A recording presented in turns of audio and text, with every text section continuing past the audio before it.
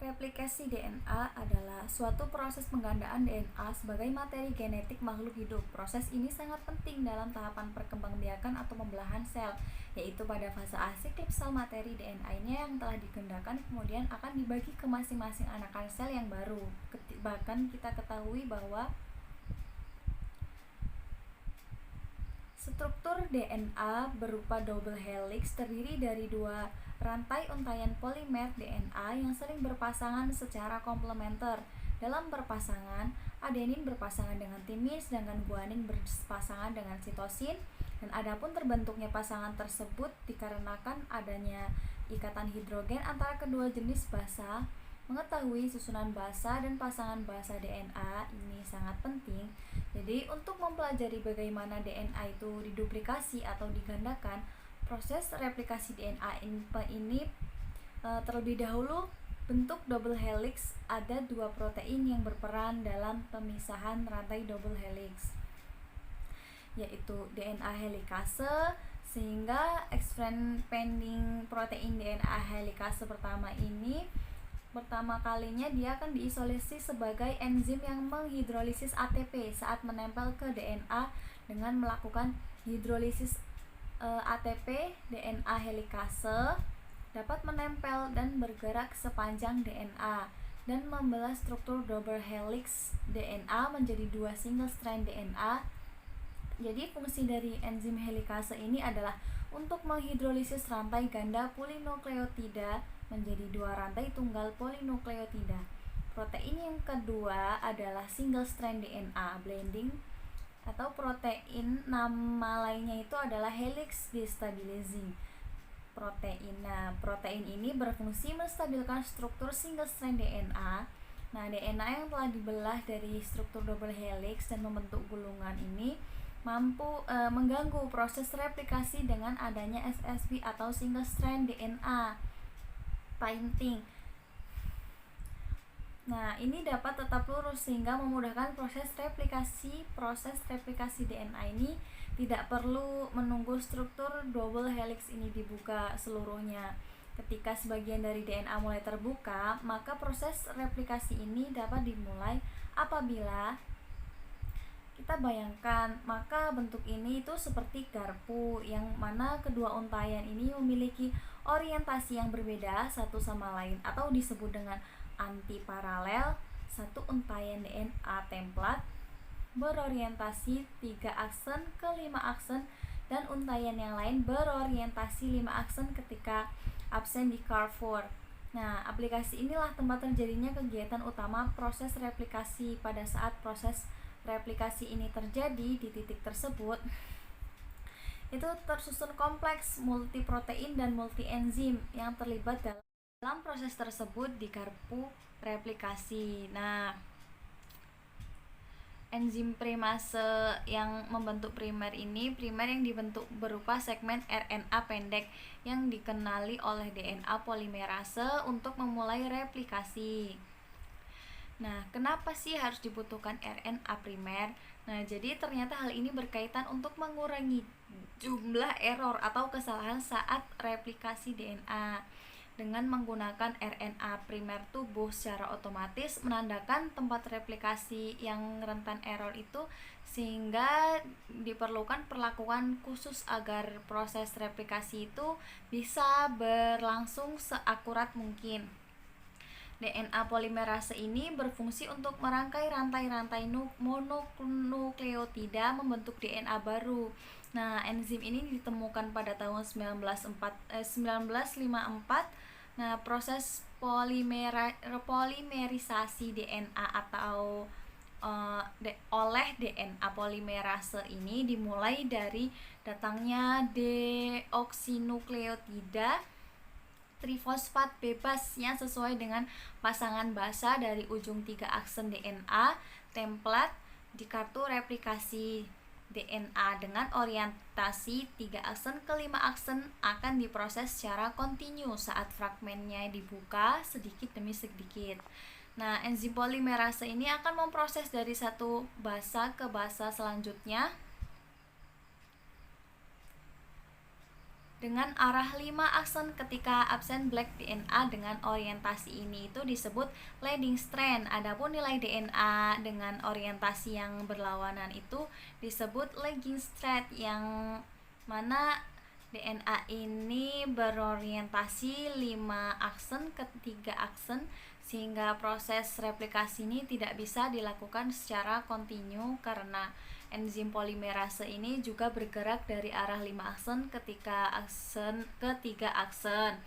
Oleh karena itu, enzim polimerase ini membentuk potongan-potongan DNA pendek yang disebut fragmen Okazaki. Saat DNA polimerase selesai membuat satu fragmen Okazaki, maka enzim itu harus kembali ke garpu replikasi untuk membuat fragmen Okazaki yang baru.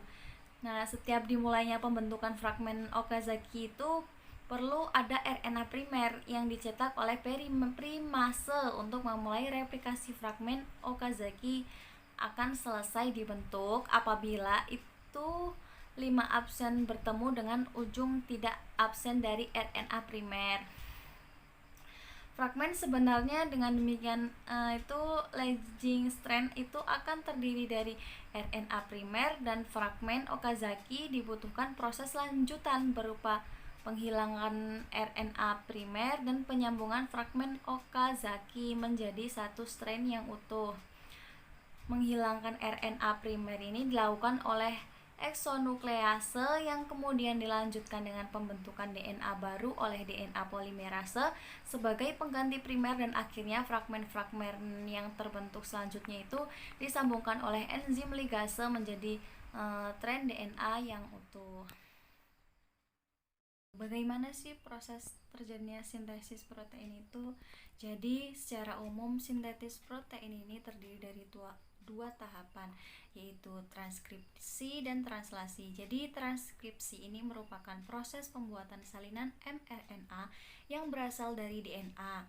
Nah, sedangkan translasi merupakan penerjemahan mRNA menjadi protein. Jadi singkatnya, sintetis protein yaitu proses DNA menjadi mRNA, lalu mRNA menjadi protein. Nah, proses yang pertama yaitu transkripsi. Nah, jadi transkripsi ini terjadi di dalam nukleus.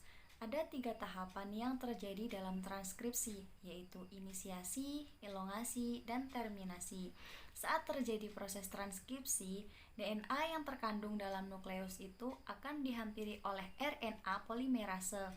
Inisiasi terjadi saat RNA polimerase melekat pada daerah promotor gen. Nah, pada saat itu RNA polimerisasi akan membuka ikatan DNA dan akan memulai membentuk mRNA melalui cetakan DNA template. Kemudian RNA polimerasi akan mengarahkan pembacaan dari arah 5 aksen ke arah 3 aksen. Nah, proses ini yang dinamakan elongasi. Nah, pada transkripsi akan berakhir saat RNA polimerasi sampai pada daerah terminator. mRNA yang telah terbentuk mengandung urutan 3 basa nitrogen yang dikenal dengan kodon. mRNA akan meninggalkan nukleus melalui pori-pori nukleus menuju sitoplasma untuk memulai translasi. Setelah kita menyelesaikan tahap transkripsi, mRNA yang berada di nukleus akan berpindah ke sitoplasma yang merupakan tempat ditemukannya ribosom. Hal ini dilakukan untuk melanjutkan tahap translasi. mRNA ini berperan sebagai cetakan untuk pembuatan protein. Sebagaimana kita ketahui bahwa mRNA mengandung urutan dengan 3 jenis basa nitrogen yang disebut kodon. Sehingga poin yang harus diingat adalah translasi merupakan proses penerjemahan mRNA untuk dibuat menjadi protein. Hal ini yang harus diingat dalam translasi adalah pairing rules atau aturan. Nah, memasangkan basa nitrogen pada translasi. A pada mRNA akan berikatan dengan U pada tRNA. Kemudian U pada mRNA akan berikatan dengan A pada tRNAG, pada mRNA akan berikatan dengan C pada tRNA. C pada mRNA akan berikatan dengan G pada tRNA sama halnya dengan transkripsi. Translasi juga memiliki 3 tahapan yaitu inisiasi, elongasi, dan terminasi. Tahap inisiasi dimulai saat ribosom subunit kecil terikat pada mRNA. Ribosom subunit kecil ini akan bergerak dari arah 5 ke arah 3 ketika sudah menemukan kodon A, U, G, tRNA yang membawa asam amino metionin dan antikodon UAC akan melekat pada mRNA. Kemudian setelah tRNA terikat pada mRNA, maka ribosom subunit besar akan datang dan terikat juga bersama ribosom subunit besar untuk melengkapi proses inisiasi. Ribosom subunit besar memiliki 3 daerah A atau aseptor site, daerah P atau peptidyl site, dan daerah E atau exit site. Saat terjadi proses elongasi, asam amino yang lain akan dibawakan pada rantai mRNA oleh RNA transfer dengan membawa antikodon. Nah, untuk dapat mengetahui jenis asam amino yang mengkode kodon, maka dapat dilihat pada tabel triplet kodon. Misal, jika pada mRNA kodon AUG, maka asam amino yang terbentuk adalah metionin, begitupun seterusnya. Nah, selanjutnya asam amino yang baru ini akan memasuki daerah A.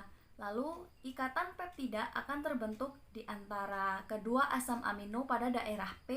Saat itu, ribosom akan berpindah ke triplet kodon lain yang ada di mRNA, sehingga tRNA yang sudah melepaskan asam aminonya akan berada di daerah E dan bersiap untuk keluar. Kemudian daerah A pun bersiap untuk ditempati tRNA yang baru.